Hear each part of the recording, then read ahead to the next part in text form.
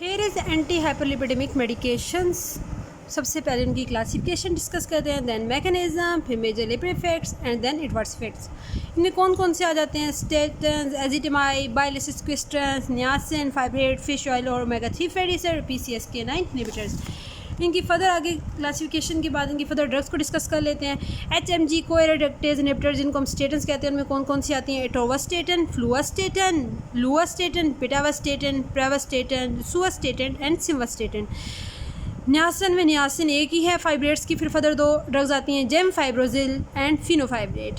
Bile acids sequestrants में कौन कौन से आती हैं? Colesevelam, colestipol, cholestyramine. Cholesterol absorption inhibitor जो होते हैं वो एजिटामाइब एक ही ड्रग है। देन ओमेगा 3 फैटी एसिड में docosahexaenoic acid and eicosapentaenoic acid, icosapent ethyl and PCSK9 inhibitors में एलिरोकोमाब एंड इविलोकोमाब।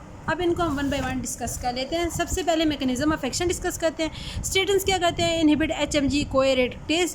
ये रेट लिमिटिंग स्टेप्स होता है जो कि लिवर में कोलेस्ट्रॉल की सिंथेसिस करवा रहा होता है, तो उसको इनहिबिट कर देंगे तो कोलेस्ट्रॉल नहीं बन रहा होगा। Decrease LDL, decrease triglycerides. और इसकी एडवर्स इफेक्ट क्या है? पैटोटॉक्सिसिटी और muscle toxicity.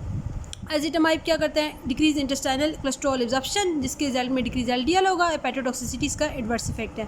Then bile acids क्विस्टेंट्स ये करते हैं prevent reabsorption of bile acid in the intestine. जब एब्जॉर्प्शन नहीं हो रही थी बाइल एसिड की इंटेस्टाइन के, जिसके रिजल्ट में LDL कम होगा। इसके एडवर्स इफेक्ट क्या होते हैं? Nausea, bloating, cramping, impair drug and fat soluble vitamin एब्जॉर्प्शंस।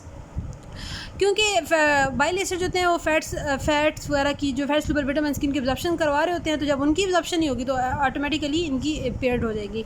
Niacin क्या होता है? Decrease fatty acid release, decrease VLDL synthesis, decrease HDL clearance. इसके रिजल्ट में LDL तो कम होगा, HDL इंक्रीज हो जाएगा। इसके साइड इफेक्ट क्या है? फ्लशिंग, प्रोराइटिस, पैटोटॉक्सिसिटी एंड गॉट यानी हाइपर यूरेसीमिया। फाइब्रेट्स क्या करता है? एक्टिवेट करता है paper alpha and decrease VLDL synthesis.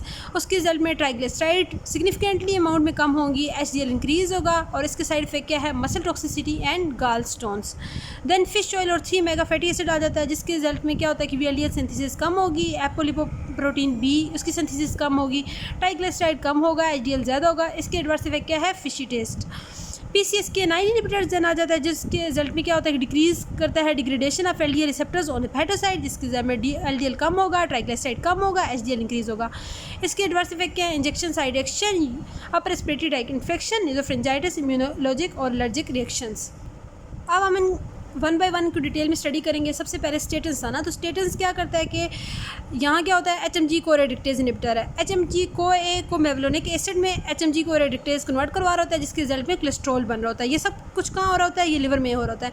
जब HMG कोएरेडक्टेज इनहिबिटर यानी स्टेटन एडमिनिस्टर करेंगे तो क्या होगा? कोलेस्ट्रॉल नहीं बनेगा। अब इनसाइड हेपेटोसाइट्स के कोलेस्ट्रॉल कम है, जिसके रिजल्ट में क्या होगा कि स्टिमुलेट करेगा LDL रिसेप्टर्स को, ज़्यादा से ज़्यादा उसके सरफेस पे LDL रिसेप्टर्स इंक्रीज हो जाएंगे। क्यों होंगे? ताकि बाहर से ज़्यादा LDL इनसाइड अपटेक हो जाए, यानी ये प्रमोट करता है Uptake of LDL from the blood. तो जिसके रिजल्ट में ब्लड में क्या होगा कि LDL कम हो जाएगा, लेकिन इनसाइड हेपेटोसाइट के LDL ज़्यादा अपटेक हो रही है।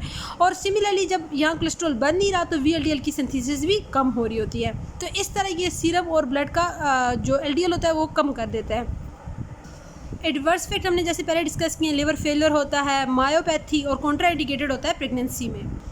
नेक्स्ट हम नियासिन को डिस्कस कर रहे थे। नियासिन में क्या होता है? जैसे कि एडिपोज टिश्यू है ना, उसमें ट्राइग्लिसराइड कन्वर्ट हो जाते हैं फैटी एसिड में, यानी लाइपोलाइसिस होती है in the presence of lipoprotein lipase.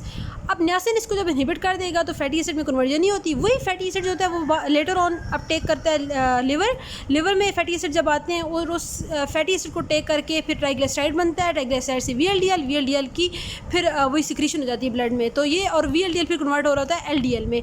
तो ये सारे के सारे जब नियासिन जब इसको इनहिबिट कर देगा स्टेप को, तो आगे से सारे के सारे ये सारा ब्लॉक हो जाएगा, तो VLDL और LDL की सिंथेसिस कम हो जाएगी।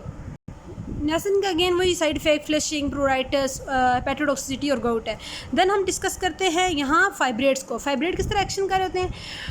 ये क्या होता है कि ये देखो एडिपोज टिश्यू है और ये हमारे पास पेरिफ्री में यानी कैपिलरी है, ब्लड है ना, ठीक है। तो एडिपोज टिश्यू में जेम फाइब्रोजिल जो है ना वो एक कर रहा होता है, यानी कि कैपिलरी में लाइपोप्रोटीन लाइपेज पे वो एक कर रहा होता है। VLDL कन्वर्ट हो जाएगा IDL में और फ्री फैटी एसिड में, तो ज़्यादा से ज़्यादा VLDL की ब्रेकडाउन करवा रहा है। और इस तरह क्या होगा कि VLDL और काइलोमैक्रोन जो भी होते हैं उनकी ब्रेकडाउन ज़्यादा हो जाती है, तो ट्राइग्लिसराइड्स और VLDL को इस तरह कम कर रहा होता है।